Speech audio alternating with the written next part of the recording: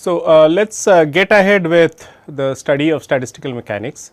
Just wanted to make 2 points clear. One is that when you study statistical mechanics from a book, it is usually very verbose, which means that lot of reading needs to be done, lot of description is given, sometimes through examples or through words, and you do not feel it so attractive to read through all these verbose description. But you have to understand one thing, that the author is not present in front of you. So, whatever his thoughts are, the way he wants to clear up the concepts and confusions, etc., that he has to do it by description, and that is why often it gets verbose, and students find it that they are too much to read and feel a little disappointed about that. But that is a part and parcel, and you should read books, and there are extremely good books on statistical mechanics. I will just list a few of them. We have a very good book called Patria. Patria, then there is a good book by Huang. There is a very nice book by Jem Setna. Then there are these Macquarie. I guess this Q has to be capital, and so on. And there are other books as well, but these are some of the books that are very good, and they give you a lot of insights into the study of statistical physics. However, each has a distinct way of presentation.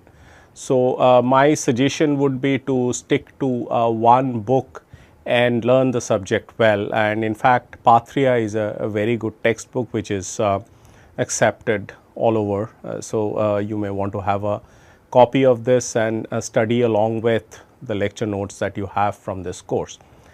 The second thing is that you would often find me writing on the board, on this digital board, and this is to make sure that you do these as I do it in front of you.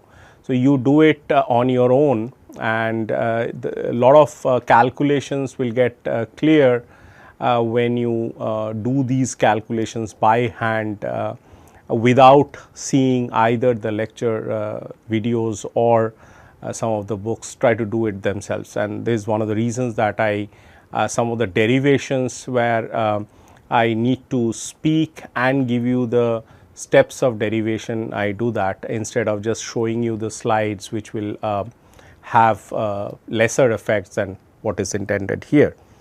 All right. So, we will start with ensemble theory, and the application of statistical mechanics relies on the study of ensemble of systems and not a single system. In fact, it is often difficult to study the properties of a single system, whereas the properties of similarly prepared, this word is important, similarly prepared systems is possible and often easy to interpret. I will give you an example that if you are an avid follower of cricket, you would know that somebody talks about either the strike rate or his average scores in an innings for a batter, and that is often taken when he has at least played 20 matches or 50 matches and so on. Anything lesser than that, there is no point in talking about averages. Okay. So, a large number of innings or large number of matches are being considered when you talk about averages and so on. So, these are in this technical jargon, it's they are called as ensembles, or these will know what ensembles are. But let me first take you to some of the prerequisites of ensemble theory. One of this is called as a phase space, and the other is called as a macrostates, microstates and macrostates. Okay. So, we for that let us take this phase space, And in classical mechanics, we are quite familiar with the configuration space and the momentum space. In fact, the configuration space that is given by x, y, z or r theta phi and so on, they can be solved by solving Newton's law of motion subjected when a particle is subjected to certain force. And this is widely used in all branches of physics, not only in classical mechanics.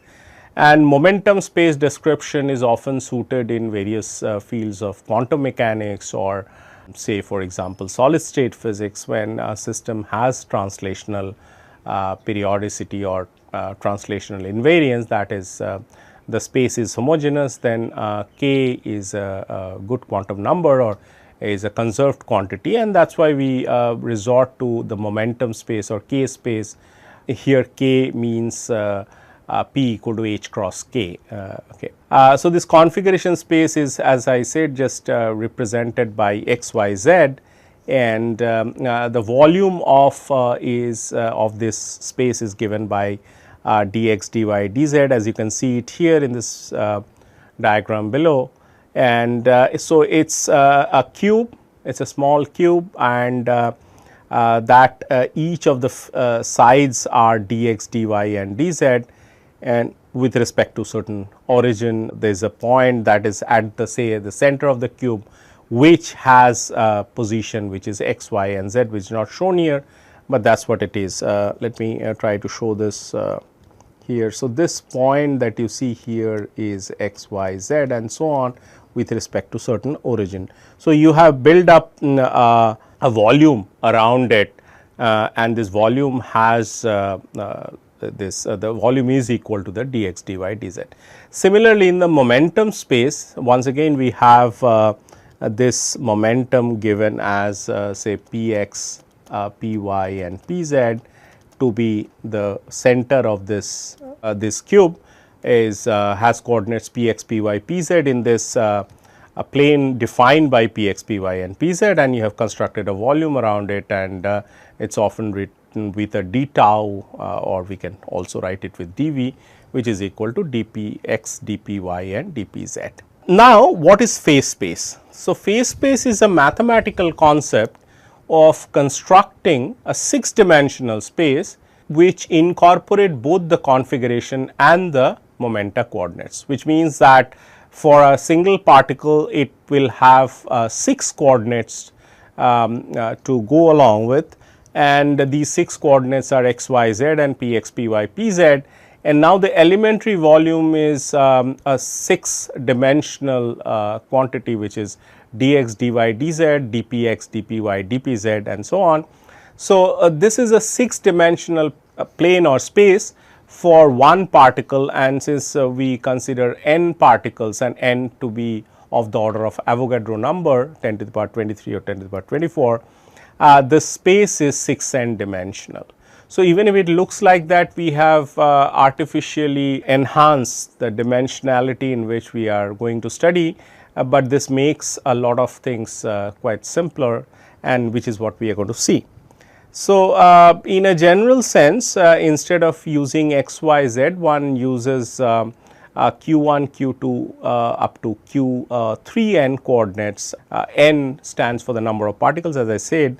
There will be p1, p2 and p3n, where q's are called as the configuration coordinates, and these are the momenta.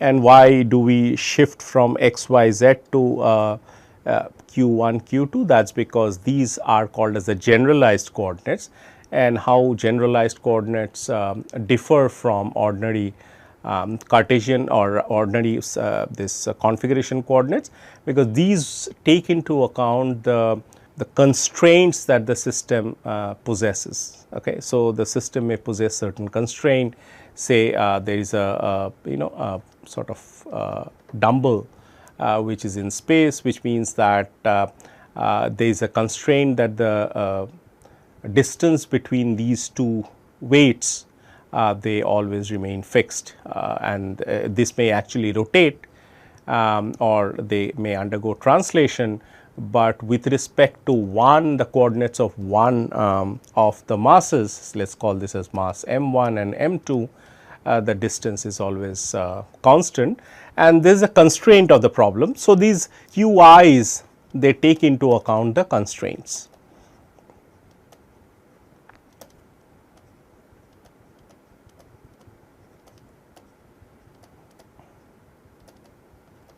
All right. So, the state of the particle, this is very important, the state of the particle is denoted by a point in the phase space. So, the state of the particle means or the state of the system, for example, is a point in the phase space. So, 6 dimensional space or 6n dimensional space, if you put a point there and that point is your system, maybe a classical ideal gas, that is a sort of a representation of your system in the phase space. And of course, as you know, the time evolves and the molecules of the gas would be moving around due to the kinetic energy present in them, this gas will execute a trajectory in the phase space. So, that could be you know, a line, or that could be sort of a trajectory that we will see soon. Okay. Though it is a purely classical concept, because we are talking about energy and momentum at the same footing, and which is prohibited by quantum mechanics owing to the uncertainty principle, which says that if you really want to precisely determine the position of a particle, then the momentum uncertainty, that is a measurement of momentum, yields a very huge uncertainty, and this is called as the uncertainty principle, and delta x into delta px will be of the order of h cross, which of course we can neglect in classical mechanics, but h cross, which is, or h, say for example, h is the Planck's constant, it cannot be ignored in quantum mechanics.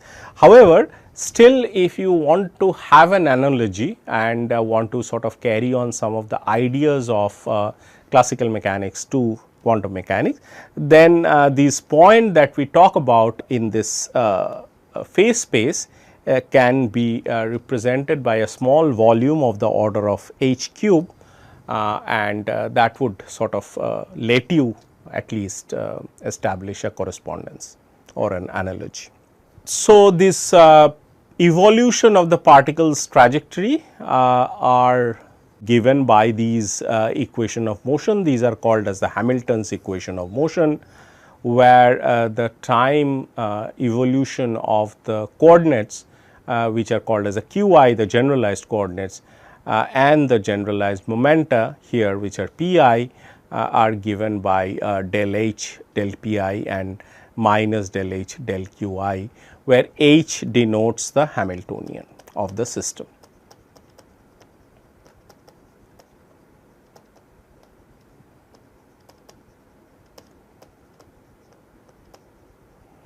All right. So, if you solve them, they give you how qi and pi they evolve in this phase space. Okay. So, a surface in the phase space is defined by the locus of all the phase points that satisfy this relation, that h of a qp, which is the Hamiltonian, which is a function of this generalized coordinate and the generalized momenta, that would give you the energy, which is a constant. So, E is the energy of the system. So, that is the surface in a phase space, and this surface either can be a hyper volume, or it can be it is often called as a hyper cube or hyper surface or hyper volume and so on. So, this is a generalization of this volume from say 3 dimension that we are aware of to larger, much larger dimension. Okay. Often we find that it is much better not to fix a value of energy to be taking a single value, that is, you relax the condition that the energy is strictly a constant, a value E, but you allow a small variation of energy of the system. And so, say the system can have energy between some E minus delta to E plus delta, where delta is a has a dimension of energy and is a small quantity as compared to E. Okay. And so, the trajectory of the system will be restricted in a hyperspace which is defined by these two limits. Okay. Let me now sort of show you the phase space. How does it look like for a couple of simple examples. And say the first example is a mass m is confined to move in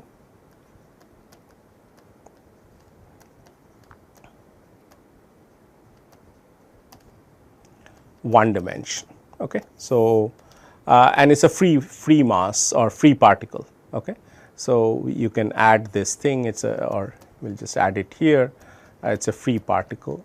And the moment I see it is a free particle, it means that the energy is given by E equal to p square over 2 m, because it is free. The only energy that it has is a kinetic energy, and p is the momentum, and m is the mass, as it has been said. Okay. So, this tells you that if you want to know the phase space of this particle, which is confined to move in 1D free particle. So, this p becomes equal to a plus minus root over of 2 m e, and that gives you that there are these two energy values. So, this is your now we can call it x or q, whatever you want to call it.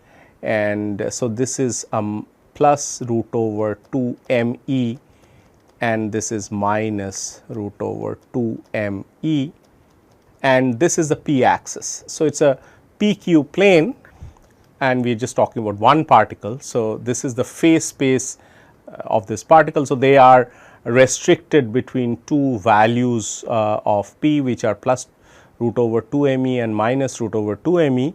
And just like as we have said, if you give a little bit of energy variation, so that they are really allowed to be confined in this region and similarly in this region, then this is of course of the width. This is a delta p, and this is delta p as well. And so, the total phase space is for this particle, there is just one particle, as I said, and that too in one dimension. So, things are extremely simple. So, total phase space available to the particle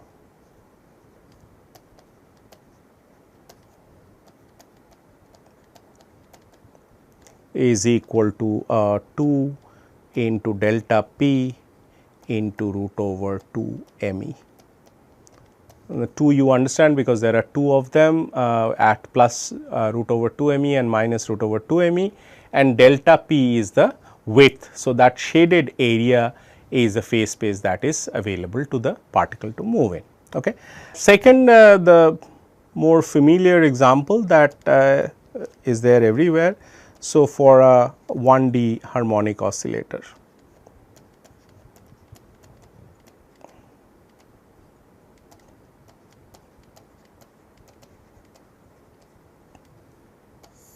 So, what I mean by a 1D harmonic oscillator, it could be a mass spring system, say for example like this. So, there is a rigid wall which has a spring attached to it, and there is a mass that is attached to it, and this is of spring constant k, or it could be a pendulum, say, which is made to oscillate in this vertical plane. So, the energy of that is given by the p square over 2 m, but now it is not only p square over 2 m, there is a half k x square energy which is associated with the spring. Let us just talk about the spring mass system. This is equal to the total energy. Okay. So, if energy is a constant, then of course, you have this it varies with p and x as p square over 2 m plus half k x square. Now, what I do is that I will do like this, root over 2 m e whole square plus x square by root over 2 e over k square, that is equal to 1. I will write it in this particular fashion, and this is nothing but the equation of an ellipse, and this has in the p x plane. Remember that we are writing it x back to the original notation for the configuration coordinates. One could write it as q as well, just to loosely writing it as half k x square. So, this is the p axis and this is the x axis or q axis. It will be a ellipse which has a semi major axis as root over 2 m e square. So, this is like a p square by a square plus x square by b square. This is equal to 1. So, you have a semi major axis and a semi minor axis there, and again if E is made to sort of vary between some E plus delta to E minus delta, we can write it as. So, this is the available phase space for the particle.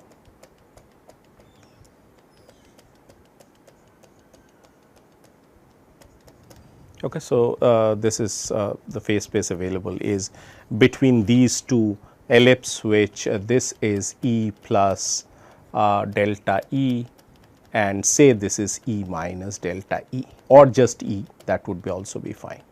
Okay, but we just write it in a symmetric fashion. So, it is between E plus delta E and E minus delta E. Okay. So, these are the concepts of phase space that you often get. Let us just look at the second thing that we have talked about, that is this microstates and macrostates, as you see at the bottom of this slide, and let us try to explain what are these macrostates and microstates. Okay. The state of a system is completely specified by the macrostates.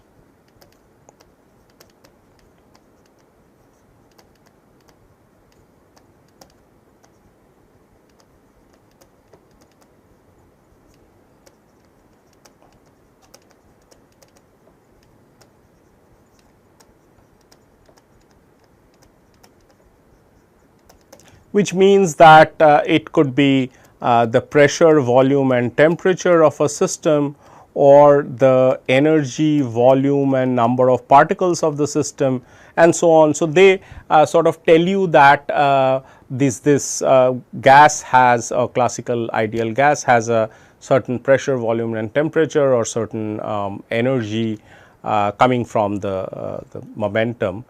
So, make sure that this capital P is used for pressure throughout our discussion, and small p is momentum.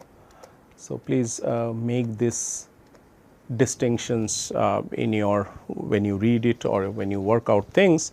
And now, this state of the system described by this PVT or EVN, they say nothing about the internal structure of the gas, it just tells you about the state of the gas.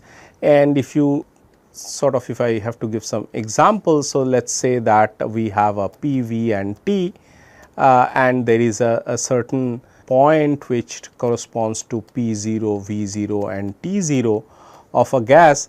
Now, these are the macroscopic parameters that specify the state of the gas, that you have made a measurement and you have got a value which is P0, V0 and T0. Okay. But this particular macrostate may correspond to very large number of microstates. That is, suppose we talk about a gas like this. We will just draw a few boxes here, and only look at say for example, a few particles, and this is one particle marked by red, and there is one particle marked by blue, and there is say one particle marked by green. Okay. There are of course Avogadro number of particles, we can't draw all of them, but we just simply draw 3 particles, and in this diagram, schematic diagram that you see, it represents the same gas with P0, V0 and T0. But however, these particles which we have marked by red, blue and green, they occupy different configurational position, or you can say the position in the phase space. We are just showing it inside a box. So, it might give you a feeling that we are only talking about the configuration space, but that may not be true. It is we may be talking about the phase space. So, in the phase space, these 3 descriptions of the gas are distinct. So, they correspond to different parts or different points in the phase space. So, let me draw that phase space as well, and so there is a P and sorry, this is momentum. So, we will call it as a P, and now we go back to our original generalized coordinates and so on. So, this may be the trajectory of the particle, and this is your A, let us call it as A, and this is B and this is C.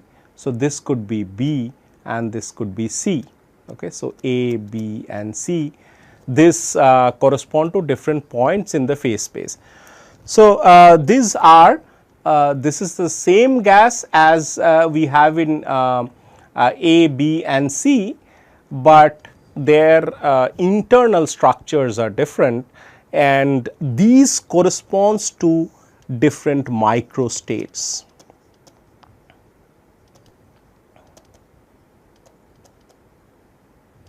Okay. So, and every point on the phase space trajectory will give you a different microstate. Okay. And so, a macrostate in general is comprises of very large number of a macrostate comprises of a very large number of microstates. Okay. Let me give you another example. So, let us have a spin configuration, or simply you can talk about magnetic moment. Let me just go back and just reflect one more time on this, the same slide that we have been on. You might wonder that we have of course colored the some molecules of the gas by some red, blue and green. Is it really plausible? I mean, is it sort of can we do that? Are we allowed to do that? And the answer is that yes, in classical physics all these particles are known to be distinguishable. We can label them as per our wish, but however, as soon as you go to quantum mechanics or quantum physics, the particles become indistinguishable, and indistinguishable particles cannot be simply mark them by red, blue and green. We will have to follow that procedure of indistinguishability, and we will do that when we come to quantum statistical physics. Okay. Coming back to the second example that we say, let us talk about a magnet, and there are a number of spins, and let me sort of this is so there are 4 magnetic moments or spins, if you like, they are pointing up and 3 are pointing down. So, I can have this, and this is another configuration of the same thing, and this is another configuration of the same thing, and there are many configurations that one can find or one can write down. So, the same macro state with the net magnetic moment to be say 1 unit, because there are 4 up and 3 down. So, there is eventually 1 magnetic moment upward, or pointing upward, and so they correspond to all of these configurations, they correspond to the same macrostate. But however, each one of them is a distinct microstate. So, this is one microstate number 1 and this is microstate number 2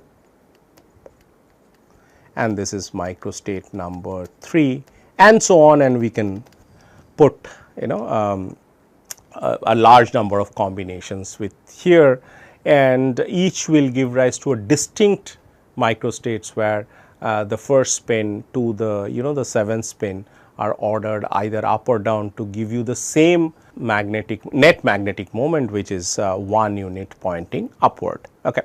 So, let me give you another example of say walking in a room.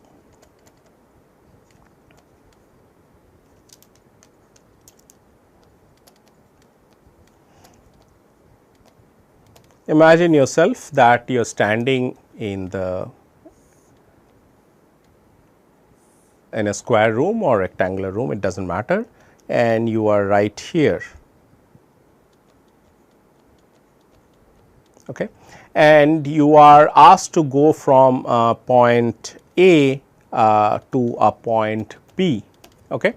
And so the macro state would correspond to these two extreme positions that one has to go from A to B, but then you see that there are so many microstates present. You can go from this side to this, and then this to this.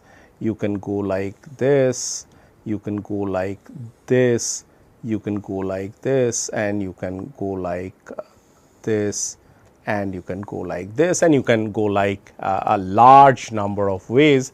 So, the number of ways that you can go or rather walk in order to reach from the point A to point B, they denote the microstates. So, these are the microstates of the system, and the macrostates are A to B is a macrostate. Okay. I think it is by now clear that these each macro state, which is a overall coarse description of the system, that corresponds to a large number of microstates. And these microstates are very important because these microstates will eventually be related to the entropy of the system, as we will see. You take the log of the number of microstates and multiply it by the Boltzmann constant, you get entropy of the system. So, that tells you that a ferromagnet which is represented by only one configuration where all the spins are pointing up. I mean, what I mean by ferromagnet is that all the magnetic moments are pointing in the same direction. This has there's just one way that it can be done, and so this has a number of microstate is equal to 1, the number of microstates equal to 1, and when you take a log of 1 you get a 0. So, the entropy of the system is 0, and by now we know that the entropy is related to the disorder present in the system. So, this system is least disordered, and we know that it is an ordered system. An ordered system, completely ordered system is not a disordered system, and that is why the entropy is equal to 0. Okay.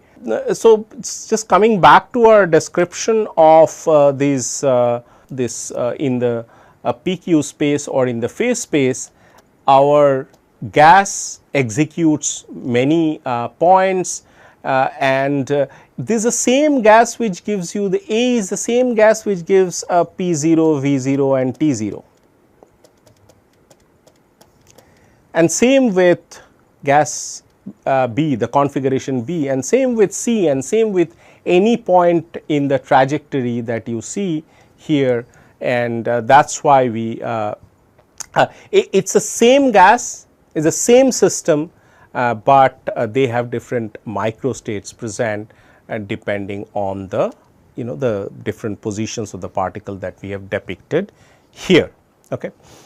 All right. So, now let us talk about a quantity called as the phase space density. So, we have talked about phase space. So, let us talk about density of particles in phase space, which is called as a phase space density.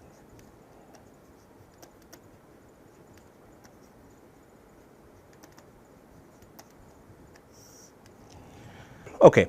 So, let us define this phase space density by a quantity called as rho, which is a function of the generalized coordinates and the generalized momenta, and in a way I mean implicitly all these are functions of time, and so it is also can be written as a function of time, but the time could be implicit because q I and p I both depend on time, and the evolution of q I and p I are governed by Hamilton's equation of motion, which we have seen that.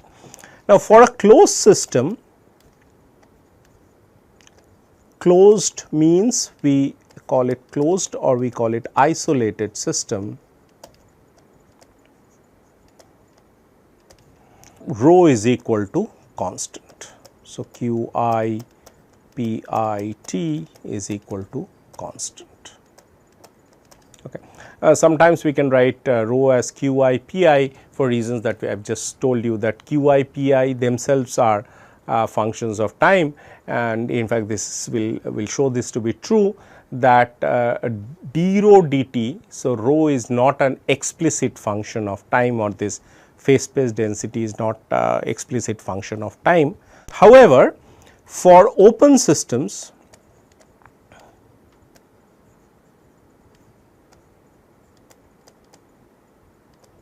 what we mean by open system once again is that a system in touch or in contact with a heat reservoir, so that it could either exchange energy or it could even exchange number of particles. So, in such systems I mean rho may not be constant, and it could sort of we need this quantity, a certain quantity, in order to find its average. So, what I mean is that I mean rho q I p I and t can have different weightage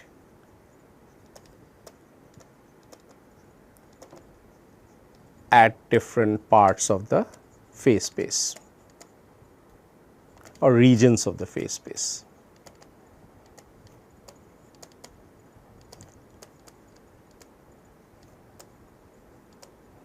So, what I mean is that so this is the phase space, so p q, and this closed system, it says that the system is likely to be anywhere with equal probability in this phase space.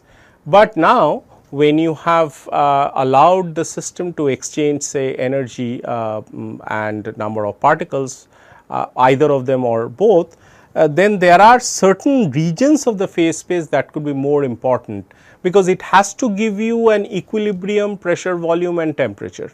So, if the gas is equally likely to be in the entire phase space, that may not yield a certain thermodynamic quantity as per your measurement. So, it could be that there are regions of phase space which are more important, and that would be. So, what I mean is that let us say this this particular region of the phase space is more important, or this region of the phase space is more important. And what I mean by more important is that it has larger weight. Now, let me tell you what I mean by weight. You all do courses, various courses such as quantum physics, statistical physics, classical mechanics, mathematical physics. Each of them has weightage which is equal to certain weightage. So, suppose your it is a x1 weightage for a course A, and x2 weightage for a course B and x3 weightage for a course C. So, when you particularly get a grade, say for example, let us not use A, B, C because we will be using them as grades later. So, let us use it as P, Q, R. So, these are subjects, these are markers for the subject and these are for the weightage, which means that you are doing a 2 credit course or a 4 credit course or a 6 credit course and so on and so forth. So, if it is that, then your CGPA or CPI or whatever it's called, the SPI, the semester percentile performance index or whatever it is called in your parlance. This could be suppose you get an A grade in this for this particular subject and you get a B here and you again get an A here. So, your weightage, the total marks that you get is A into x1, that is 10 into x1 because A grade is say 10 into x1 and 8 into x2 plus 10 into x3 divided by 10 plus 8 plus 10. I have given this example earlier as well. So, this is your semester performance index that you have got so much of CPI or SPI for this semester. Now, this you understand that if x3 is much larger, say x3 is 10 and x1 is say 2 and x2 is 2, then it is much much more beneficial for you to actually do very well in this because this is much larger, going to give you a much larger number as compared to the other two. So, in the similar spirit, we may need to sample the phase space and assign more weightage in certain region of the phase space than others, and this would give you the experimental quantities that you actually calculate. So, nevertheless, I mean these integrated, because it is a density or it is a probability. So, it is a D3N Q and D3N P and rho of say QP, we write the first coordinate and then the momenta, and this is equal to 1 because you need to have this as a normalized probability or normalized density. And similarly, for calculating an average, so average of any physical observable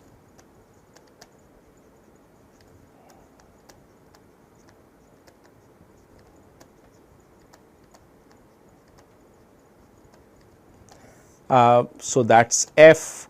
Average will use both kind of notations and maybe sometimes interchangeably, but they mean the same thing, and this is equal to a D3 NQ D3 NP and rho of QP and F of QP and so on. Okay. If you write it in terms of these are as basically this is a 6n dimensional integral.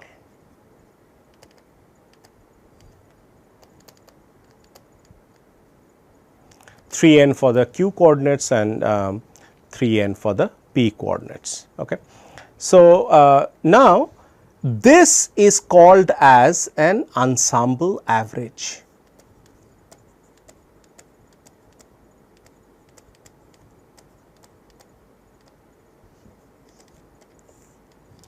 Okay. So, you are taking an average of a certain physical observable over several copies of the system which visit different parts of the phase space and with certain probability or with certain phase space density. So, you have created all those ensembles or these microstates. So, these going back to our earlier diagram. So, each one A is a microstate, B is a different microstate and C is a different microstates, and all are members of the ensemble.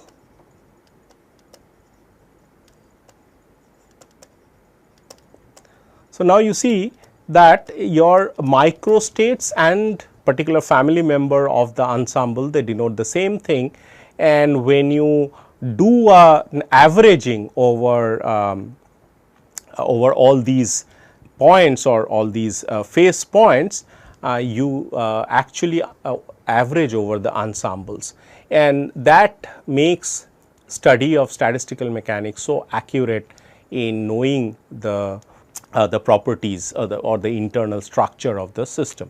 Okay, because you are taking average over very large number of copies of the same system, which represent different microstates of the system.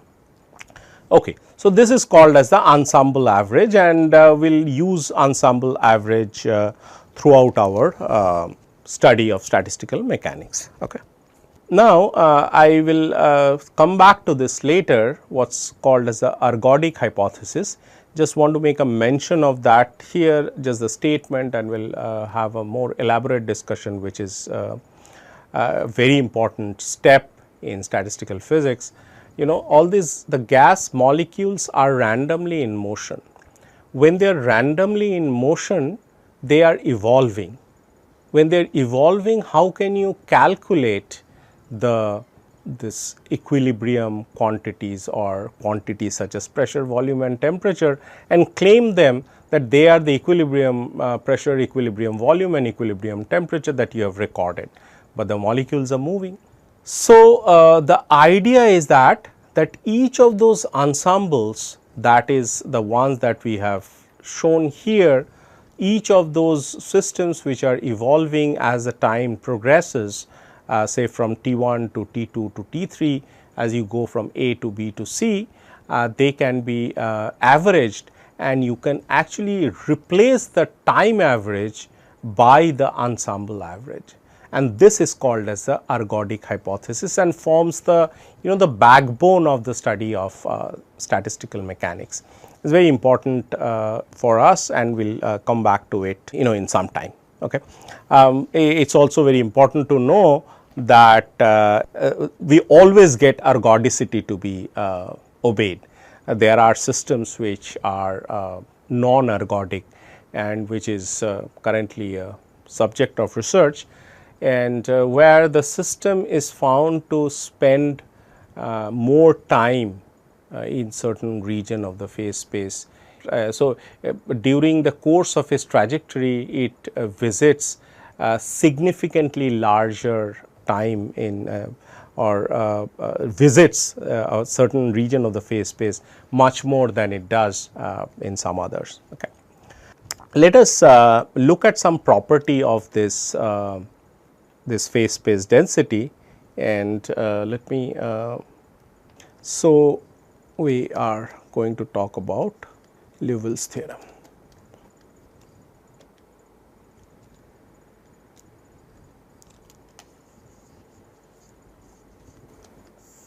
While we are at the discussion of this phase space density and so on. Okay. So, what does it say? So, Liouville's theorem states that the phase space density rho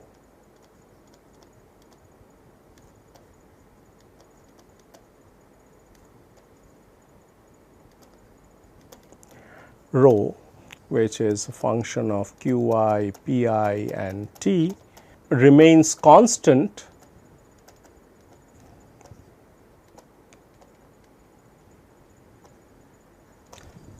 in the neighborhood of a phase point,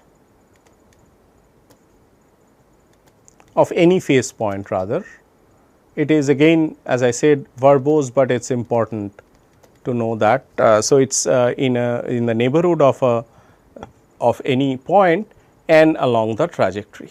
So, which means that it remains constant, this rho remains constant with respect to time, and will show that d rho dt equal to 0. Okay. And it is only a few steps, so we write down a del rho del t will prove this, rather Liouville's theorem, and the way we do it is the following, that the flow of particles. So, we will calculate this del rho del t for flow of particles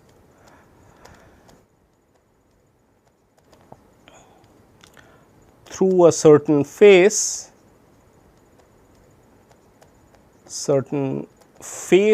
of a cube which is perpendicular to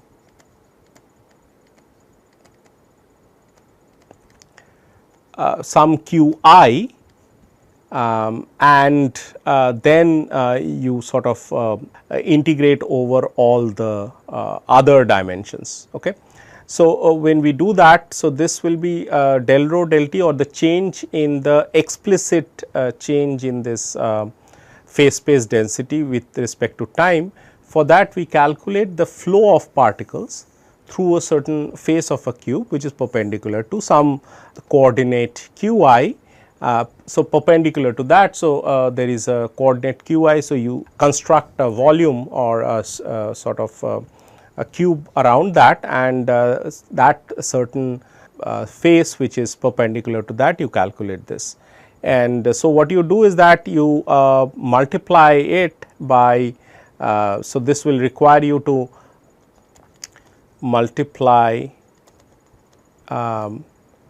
with the dimensions of all faces.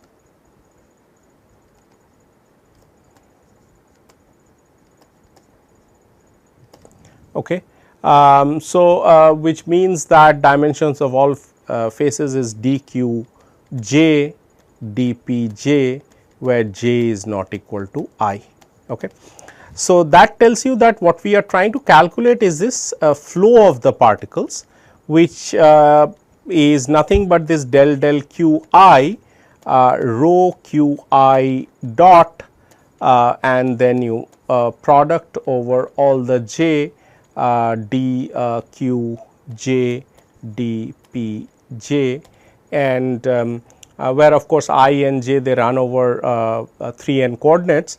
Del n del t is basically the flow of particles, and if you are familiar with divergence or the vector calculus, this is how we do it, that so how do you find the divergence of a vector is that you consider a cube and something that enters through the left face and goes out through the right face, that the difference between that denotes the divergence, and this comes out as what you see here, and so on. So, if you generalize it to all the faces of the cube, then your total del n del t, so generalizing it to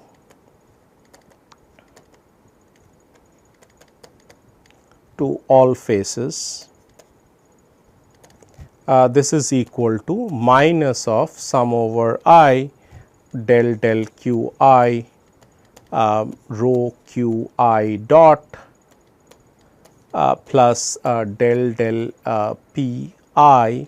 So, over this momenta coordinate as well, rho p I dot, this multiplied by d product over j dpj, or let us just write the dqj first, dqj and dpj. All right. So, having done that, so the change in density, phase space density, that is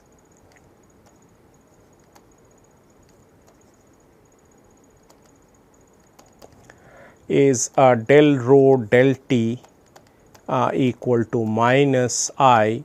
So, del del q I rho q I dot plus a del del p I. What is meant by density is that we divide it by the volume of all other coordinates, this del n del t. So, in this expression we simply divide by this volume, and that is how we get the density. So, this is equal to rho p I dot, and Now, in order to convert or rather take this explicit derivative with respect to of this quantity rho with respect to time, we write a d rho dt, which is nothing but a del rho del t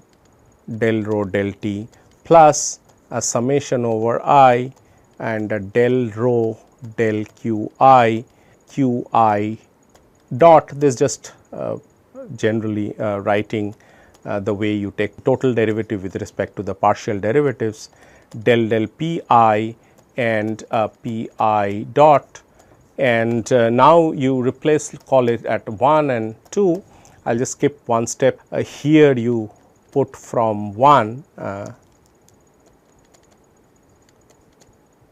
from equation 1, and what you get is that, so you put this entire equation 1 there, and you see that there are a lot of cancellation that occurs, and d rho dt indeed becomes equal to sum over some I and a minus rho and a del qi dot divided by del qi plus a del pi dot del pi and so on. So, this is rho, of course, we are it is a function of qi, pi and t, which we are not writing it, and qi and qi dot both are functions, I mean they both are functions of t. Similarly, for pi and pi dot. Now, this is an equation which is which we arrive at, but however, this can be further simplified by, so use these qi dot equal to del h del pi and pi dot is equal to minus del h del qi, and if I do that here, sum over I and minus rho, and we have a minus del 2h del qi del pi and this there is no minus sign, and there is a minus sign here. So, del 2h for the next one, that is the second term inside the square bracket. So, del pi and del qi, and this is equal to 0, because the way, the order in which you take the derivatives should not matter, because these are orthogonal coordinates. So, which means that we get d rho dt equal to 0, which means rho does not depend explicitly on time.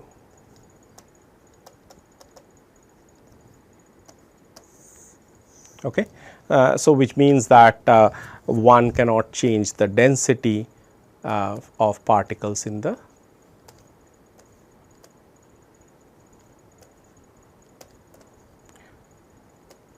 phase space.